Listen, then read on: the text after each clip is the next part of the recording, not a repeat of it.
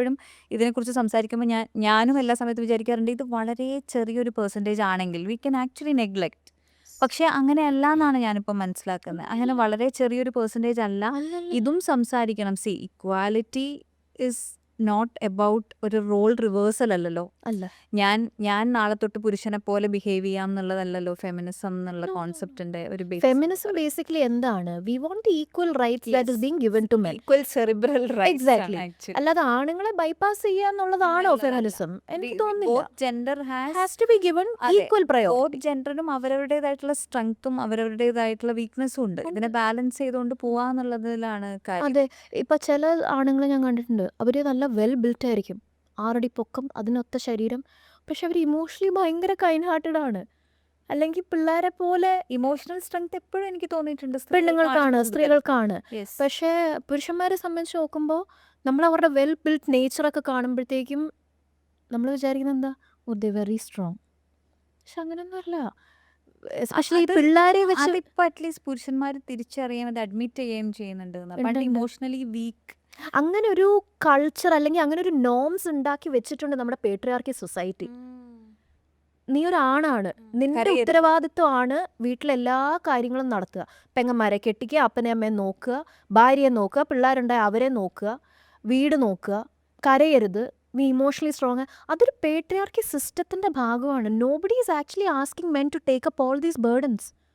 ആരെങ്കിലും ചോദിക്കുന്നുണ്ടോ? അതെന്താണെന്നറിയോ, അത് നമുക്ക് സ്ത്രീകൾക്ക് ഒരു നാച്ചുറലി വരുന്നതാണല്ലോ. കുട്ടികൾ ഉണ്ടായാൽ നമ്മൾ അസ്യൂം ചെയ്യും നമ്മുടെ റെസ്പോൺസിബിലിറ്റിയാണ് കുട്ടികളെ നോക്കുക. അതായത് ഒരു കുട്ടി ഇരുന്ന് അങ്ങനെ നമ്മൾ കരയാണെങ്കിൽ ട്രെയിൻഡ് ആണ് ഫറ. അതായത് അതാണ് conditioned പ്രശ്നം. ആണ് അതെ.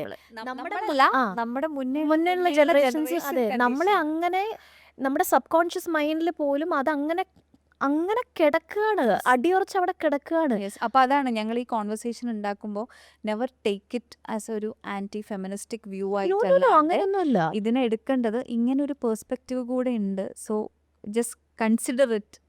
എന്താ പറയാ, ഇങ്ങനത്തെ ഒരു ഇഷ്യൂ ഉണ്ടാവും. ഇപ്പൊ സ്ത്രീകളുടെ കേസ് ഞാൻ ചെയ്യുന്നുണ്ട്. The only thing is that ഞാൻ നേരത്തെ പറഞ്ഞത് അതായത് കൂടുതലും ഞാൻ പറയണതേ, നിയമങ്ങൾ സ്ത്രീകളെ കുറച്ചും കൂടെ സപ്പോർട്ട് ചെയ്യാന്നുള്ളത് തന്നെ ഭയങ്കര ആശ്വാസകരമായിട്ടുള്ള ആണ്. കാര്യമാണ്. അതൊരു അൺഡിസ്പ്യൂട്ടഡ് ഫാക്ട്. എനിക്ക് അതിൽ ഒരു ഒബ്ജക്ഷനും ഇല്ല.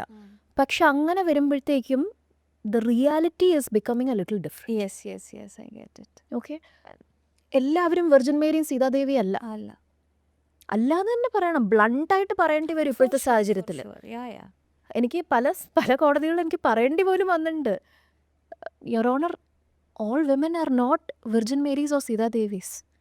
പറഞ്ഞു പോവും നമ്മൾ. കാര്യം അങ്ങനെയാണ് കാണിക്കുന്നത്. ഇപ്പം ഞാൻ നേരത്തെ പറഞ്ഞില്ലേ ഒരു ചൈൽഡ് കസ്റ്റഡി കാര്യം. 10 AM to 3 PM കോടതി പരിസരത്ത് ഇൻട്രാക്ഷൻ വാങ്ങിച്ചു കൊടുത്തതാണ് ഫാദറിന് ഞാൻ. ഒരു ദിവസം പോലും എഫക്റ്റീവ്ലി അത് നടന്നിട്ടില്ല എന്ന് മാത്രമല്ല, എൻ്റെ പേരിൽ ക്രിമിനൽ കേസും വന്നു. ഓപ്പോസിറ്റ് കൗൺസിലിനെ ഈ പറഞ്ഞ കേസുകളിൽ ഇംപ്ലിക്കേറ്റ് ചെയ്യാന്ന് പറയുന്നത് ഇപ്പോൾ ഒരു ട്രെൻഡായി മാറിയിരിക്കുക. കസ്റ്റഡി ഫെസിലിറ്റേറ്റ് ചെയ്യാൻ പോകുമ്പോൾ വക്കീൽ പോകേണ്ട ആവശ്യമില്ല ബേസിക്കലി. പക്ഷേ കക്ഷി ചെന്നിട്ട് അതവിടെ നടക്കാതാവുമ്പോൾ നാച്ചുറലി അവർ അടുത്തത് ഉടനെ അവരുടെ മൈൻഡിൽ വരുന്നത് വക്കീലിനെ വിളിക്കാമെന്ന് തന്നെയാണ്. ഞാനപ്പോൾ ഇതൊന്ന് ജസ്റ്റ് ഒന്ന് സംസാരിക്കാൻ ചെന്നതാണ്, അല്ലാതെ അവിടെ കേസായി. അത് ക്രിമിനൽ കേസായി. അവിടുത്തെ അപ്പോഴത്തേക്കും കൊച്ചിനെ അങ്ങോട്ട് വലിക്കുന്നു, ഇങ്ങോട്ട് വിളിക്കുന്നു. It was such a mess there, ആലോചിച്ച് നോക്കണം. കോടതിയുടെ പരിസരത്ത് വെച്ച് അത്രയും ഒരു മെസ്സ് ക്രിയേറ്റ് ചെയ്യാനുള്ളൊരു ധൈര്യം ഈ വൈഫിൻ്റെ സൈഡിൽ അവർക്ക് വന്നു എന്നുള്ളതാണ്.